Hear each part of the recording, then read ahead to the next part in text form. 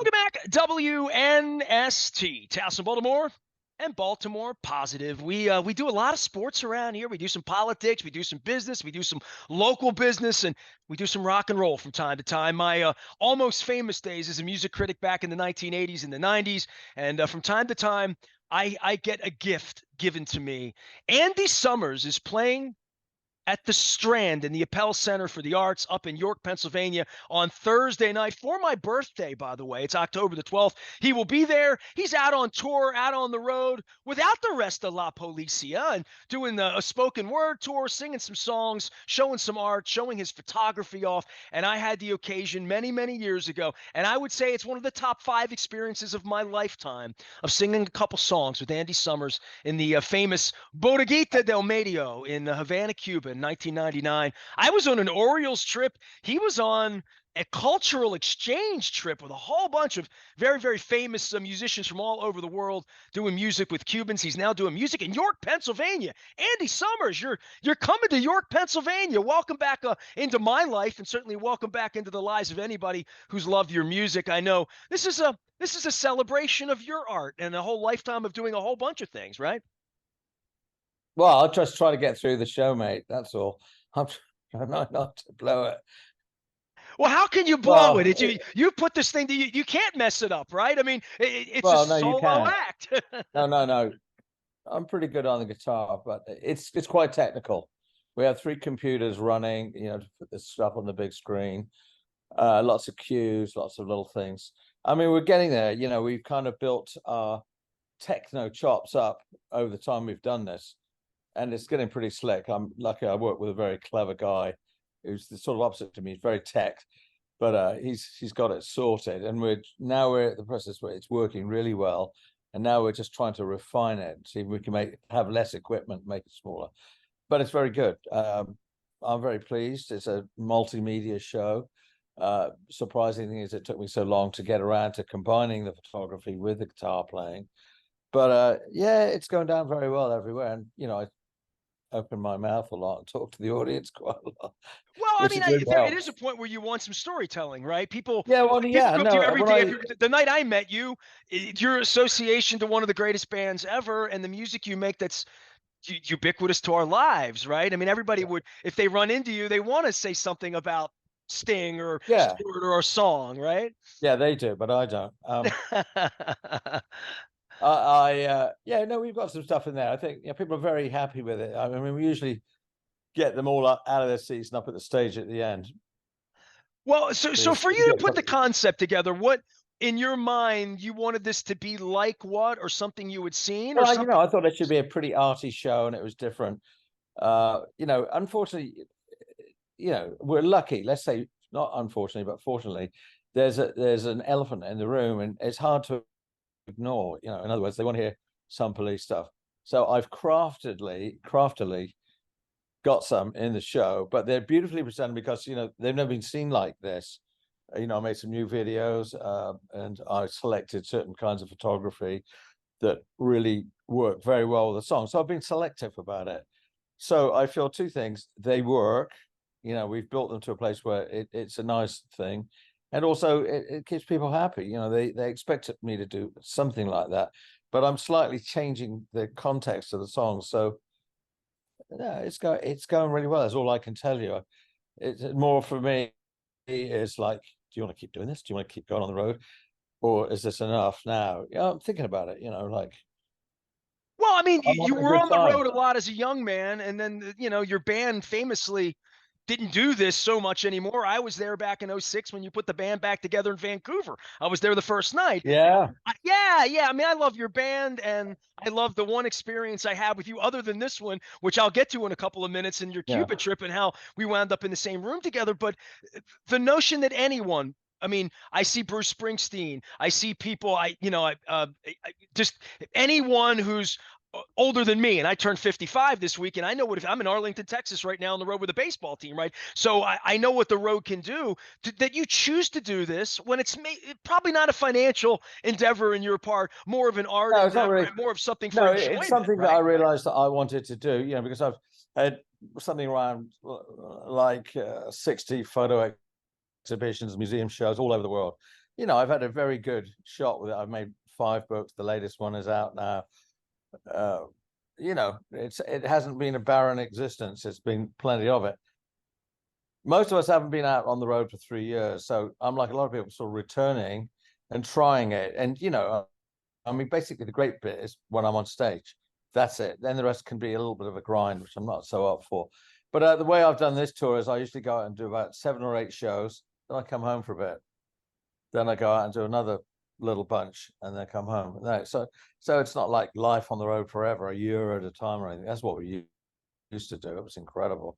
I mean, I've basically been on the road all my life, and I don't want to do that all anymore. So, without the breaks, because it's like choose your area, see how many shows you can get there, and let's do that. And that's kind of what we're doing, and we're getting better at it. We've sort of tightening up the whole way of traveling.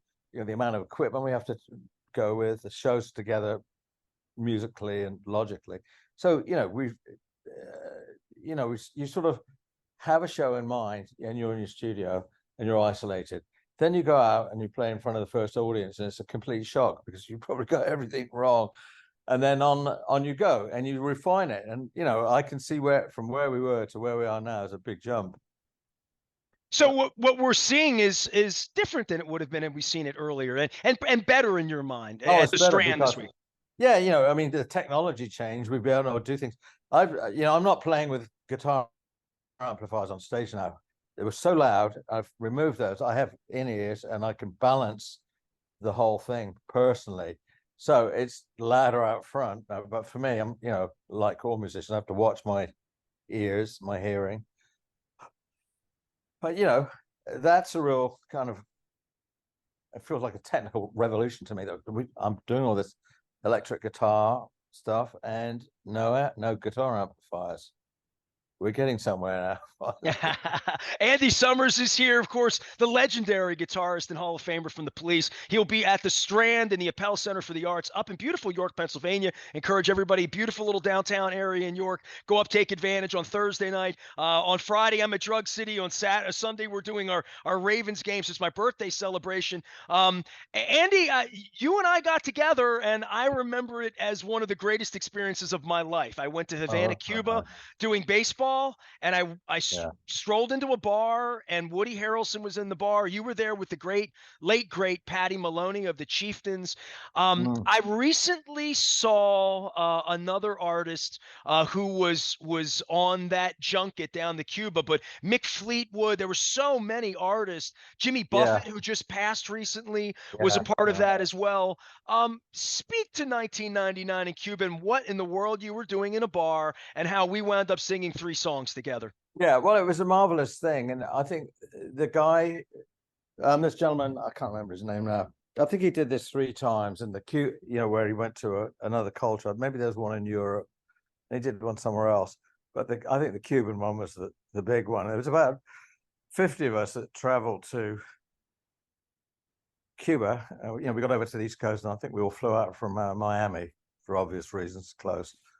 And what happened was that we got there, and none of us really knew what was going on, but we were on the Hotel Nacional, and the way they did it actually was they would pair one of us American or Western musicians up with a Cuban, and then you'd see what you could make together.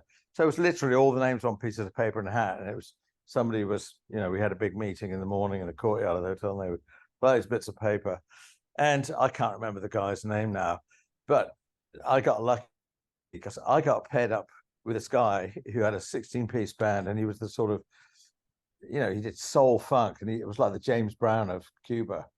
And it was like, I had a great guy. And so I sort of had the advantage over. Most of them were like folk singers, and it was like folk singer with folk singer. This guy was, okay, but I had this powerhouse. Yeah, but it was by luck of draw. It was not luck of draw. No, I didn't pick it. I've spent 25 years believing that they purposely paired you up with people, that it wasn't random. No, it was random. And I got the guy, and he was like the James Brown guy. And he came to me in a giant lime green Cadillac. He had a cowboy hat on, and he had a studio. It's a real scene. But because we had the big band, I got to end the show of the whole thing. no one could compete with us really. So we wrote a song, got it to the band, and we were the last thing on the show. And then they sort of pulled everybody on.